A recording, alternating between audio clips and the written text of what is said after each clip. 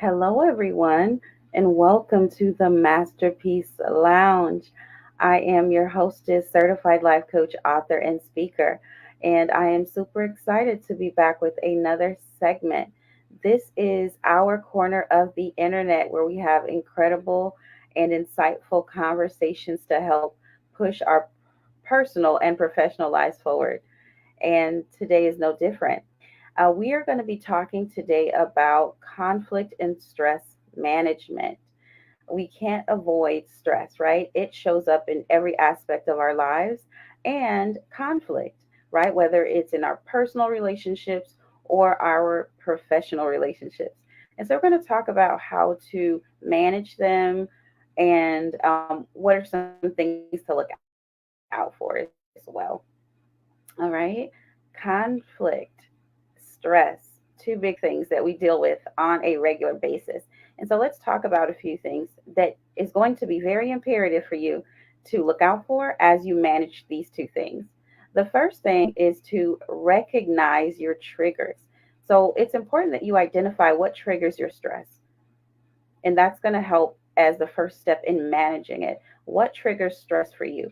Is it when things are not organized? Is it when there's not a clear path or a clear vision laid out, right?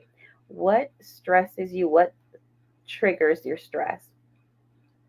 It could be anything from a looming deadline to a very difficult conversation with a colleague or someone very important in your life. And so here's how you can get started. Again, identifying those personal stressors. And personal stressors are events or situations that cause you to feel really stressed, right? So that could be related to work, it could be related to home or relationships, or even your commute to work if you have to drive, right? And so start by making a list.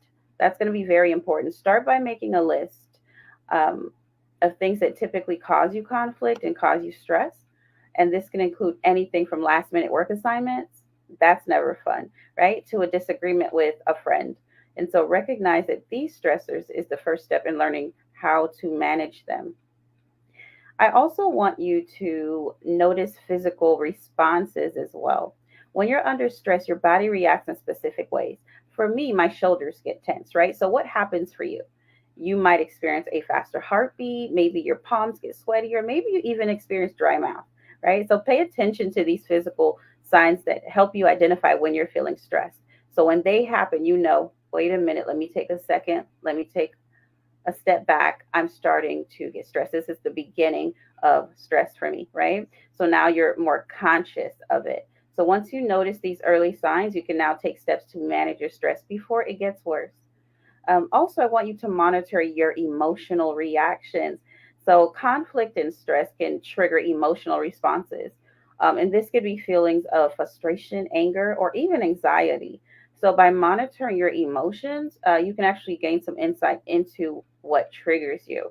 So, if you notice that you're feeling anxious after a meeting with your boss, for example, that could be a sign that your job is a significant source of stress for you. Acknowledging this is an important step in managing the stress and the conflict you have in your life. And so, recognizing those triggers, I want to just make a call out that this is an ongoing process. It's not something you can do one time and then that's it, right? So, you have to practice this and you'll get better identifying your triggers over time. Number two, in managing conflict and stress, is building supportive relationships. It's another key strategy for managing your stress and your conflict that you may have in your life. This is going to involve developing empathy and practicing open communication with those around you and also building trust, right? So, in developing empathy, it can go a long way in reducing stress and in conflict. So try to understand other people's perspective and their feelings, all right? It can't just be about you. This doesn't mean you have to agree with everything, but understanding where they're coming from can help you communicate better, all right? So when you show empathy to others, they're more likely to return the favor. Also, open communication. What does that look like? First of all, it's a very important key to resolving conflict and reducing stress. It means expressing your thoughts, expressing your feelings, And also, this may be hard for some of us, expressing your needs very clearly and respectfully, okay? It means listening to others and responding in a way that shows that you understand. And this also helps avoid any misunderstandings as well. All right. And lastly, building trust. And talking about building supportive relationships, let's talk about trust a little bit. That is the foundation of any strong relationship, and it helps you manage conflict and stress. And when you trust someone, you're more likely to feel comfortable expressing your feelings and your concerns to them. And so when someone trusts you, they're more likely to listen to what you have to say, right? So building trust takes time. It does take effort, but it is worth it in building a strong relationship. Number three is apply effective communication. What does this look like? So, effective communication is a powerful tool um, when we're talking about stress and conflict because it involves using assertive communication, right? Practice active listening, which is very important, and helping to manage emotional communication, right? It's not enough to just talk at someone. You want to talk to them. You want to make sure that you are making yourself very clear about the message that you are sharing with them. So practice active listening, not just hearing what someone is saying, but truly understanding what they're saying, right? Paying full attention to the person and refraining from interrupting. I know this is hard for some of us. Do not interrupt. Allow someone to finish a complete thought. Wait for a pause. Wait for them to finish. But if you need to interject, wait for a pause. Don't just jump in because you have something to say, right? Wait, be respectful, really listen. Communicating assertively, right? It helps prevent misunderstandings as well. And it's a balancing act between being too passive and being too aggressive, right? And so just finding that middle ground. Number four is embrace healthy lifestyle choices. So I want to encourage you by promoting physical activity to help reduce some of that stress, right? Maintaining a balanced diet because your body needs the fuel it to run smoothly, and also ensuring that you get adequate sleep. So there's no team, no sleep here, right? We need to sleep. You ever tried resolving a conflict when you're tired? It is a lot. And so it's not effective. It's not effective. So you need to get your rest. And lastly, number five is to use stress management techniques.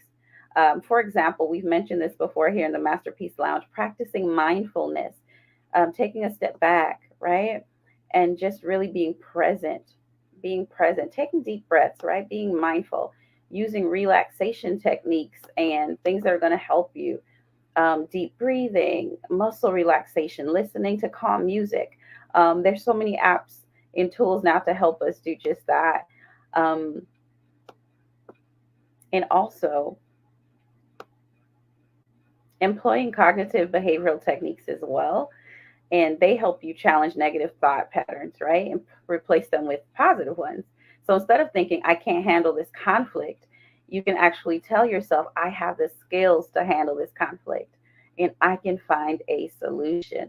All right. So these are just some tips and tools to start using to manage the conflict and the stress that comes up in our personal and professional lives. All right. We will be faced with tense situations, with conflict with others, right?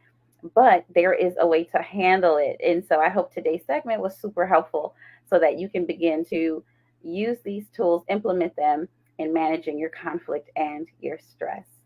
So, guys, I hope that you enjoyed today's segment in the Masterpiece Lounge. I am your host, a certified life coach, author, and speaker, Chris Natha DeRozier. Let's connect on all social media platforms, and I will see you here very, very soon. And until then, be well. Take care.